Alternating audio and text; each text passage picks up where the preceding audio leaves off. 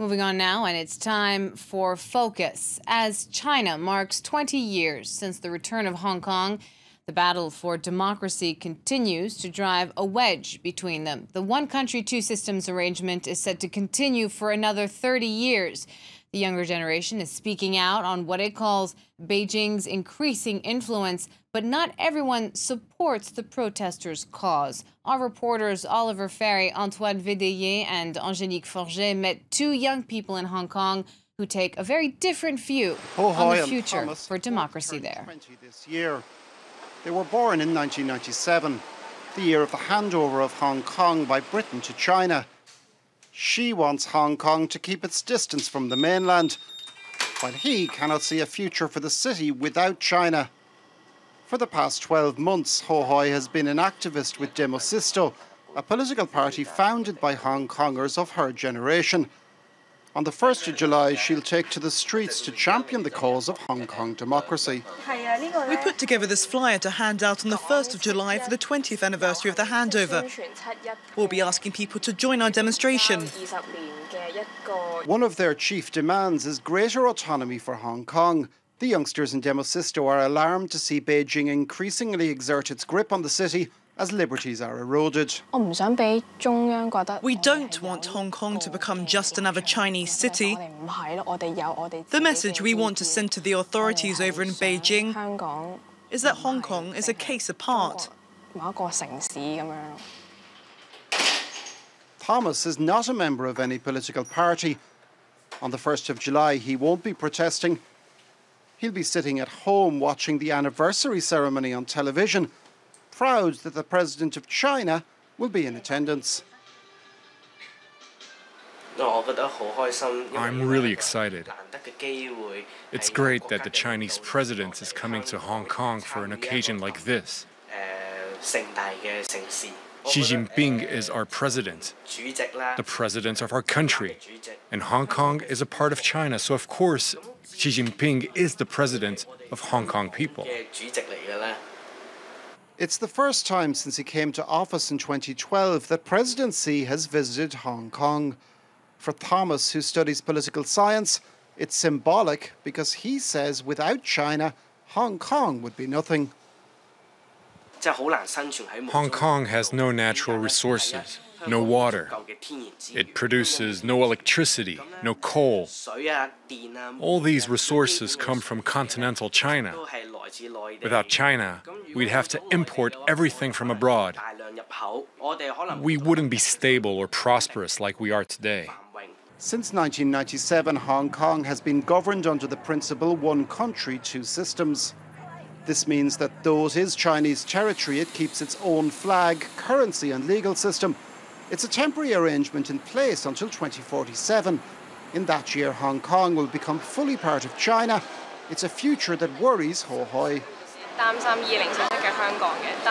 The prospect of the year 2047 scares me. I don't want to be all gloomy, but I can tell you I'm not very optimistic either. But there's still time to change things. The future is still in our hands. She's joining in the call to protest on the 1st of July.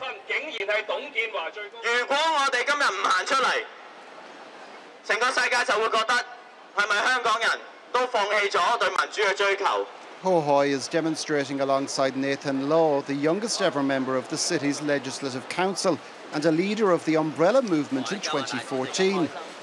It is very important for us to get the right to elect, whether for our government and for our future. So it is very important to address our needs to the self-determination and true democracy in our 1st of July rally. But Thomas isn't so impressed by his fellow youths who dream of full democracy for the city. Democracy isn't the only way for Hong Kong to have a better future. There are plenty of other ways. When I look at people the same age as me who are leading this so-called fight for democracy, I think at that age, you don't really know what democracy is and what it implies. They're fighting for something that they don't understand at all. Thomas is firmly in the pro-Beijing camp. This afternoon, he has come to applaud the new Hong Kong Executive Council which is backed by the Chinese central government. 2047 is not going to be long coming. It's already 20 years since the handover, and it nearly feels like it was yesterday. So 2047 is not far away at all, and I can't wait for it. In the days running up to the anniversary, the Chinese and Hong Kong flags have been flying side by side in this former British colony. While Beijing is in no doubt about the city's status, the inhabitants of Hong Kong are more than ever divided on their identity. For more on this topic, our guest is Jean-Vincent Brisset, a researcher at the IRIS here in Paris, the Institute of Strategic and International Relations. Thank you so much for joining us here on France 24. Thank you. Okay, thank you. Is there a middle path, do you think, between full democracy and Chinese tutelage for Hong Kong? Well, looks difficult. In 1997, lots of people in Hong Kong believed that the one country, two systems really meant meaning something very different for Hong Kong with a fully autonomous region. Time after time, they discovered that Beijing was willing to take over the democracy and to take over the executive part of the government of Hong Kong. It has been done, and it's coming now as an evidence.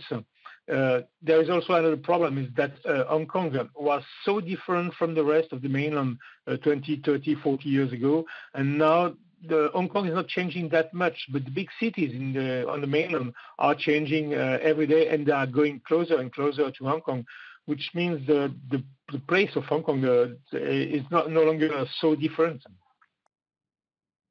Would you say that this is a cultural divide or a political one, or both? For some people, it's more cultural than political. For some others, they would like to get it mainly political. But I think there are two different types of opposition to the mainland in Hong Kong. One is the young people willing to be lots closer to Western countries. And the other one is from people more politician-minded, willing to make a legislative and executive autonomy for Hong Kong, just to play a politician game. Now, we heard one person in that report say that Hong Kong could never be independent. It didn't have the means to be cut off from China completely. Is that true? Well, it's true for the everyday realities. If you want water in Hong Kong, if you want electricity in Hong Kong, you have to ask it from the mainland. Other thing, Hong Kong is now a bridge for the exports of the mainland. So and also for some imports, because it's not it's more clear, it's more evident for a Western country to export to Hong Kong than to export to the mainland. It's more simple. And they have not the black feeling that exporting to some items to the mainland. So Hong Kong needs the mainland, and the mainland needs Hong Kong. But the problem is that Hong Kong needs more and more the mainland, and the mainland needs less and less Hong Kong. So would you say that today Hong Kong is a kind of thorn in China's side, like an annoying teenager that Beijing just doesn't know what to do with? I mean, could we see, for example, an even stronger hand from China in the years to come?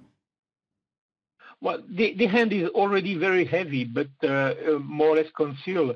And there's a new law that will be promulgated by the new council, executive council, saying that the nationalists could be punished. That means that the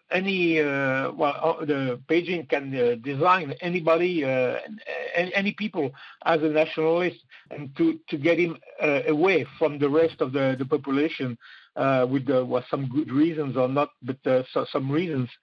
So the hand of Beijing is very heavy, and most of the population in Hong Kong thinks it's better to be with the mainland, and the things are not so bad. In your report, one of the guys was saying that it was not so bad to be with Beijing, and some others, those made the umbrellas revolution. They were trying to get away, but I think most of the population have seen them as disturbing more than helping. Thank you so much for joining us to talk about this important topic. Jean-Vincent Brisset, you are a researcher at IRIS here in Paris, the Institute of Strategic and International Relations. Thank you so much for joining us. And thank you for watching. We'll be back with more news in just a few minutes.